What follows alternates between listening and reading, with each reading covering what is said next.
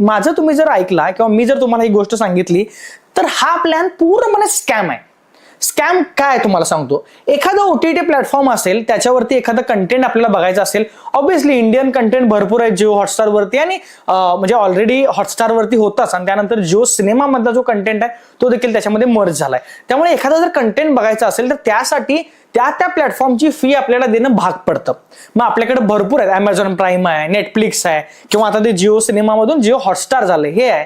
पण हा प्लॅन का फ्लॉप वाटतो मला, कारण हा प्लॅन ऍड दाखवणारा प्लॅन आहे.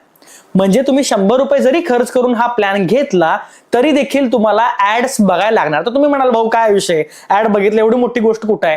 त्या ऍड स्किपेबल नसतात आणि कधी कधी त्या ऍड 1-1 मिनिटाचे असतात आणि कधी कधी त्या ऍड लागोपाठ 2 ते 3 असतात.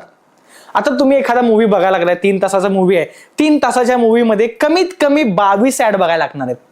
तुम्ही विचार करा, जर तुम्ही पैसे पे करून जर एखादा कंटेंट बघण्यासाठी सबस्क्रिप्शन घेतलाय आणि तुम्हाला असं जर 22 ऍड ज्या स्किपेबलही नाही आहेत, ज्या 1-1 मिनिटाच्या आहेत, कधी कधी ज्या कधी कधी 2-2, 3-3, 4-4 मिनिटानंतर लगेच लागतात, तो फ्लो जो कट होतो आपला कंटेंट बघण्याचा किंवा आपलं मनोरंजन सुरू आहे, एंटरटेनिंग सुरू आहे आणि अचानक मध्ये जो फ्लो कट होतो तो भरपूर खराब असतो.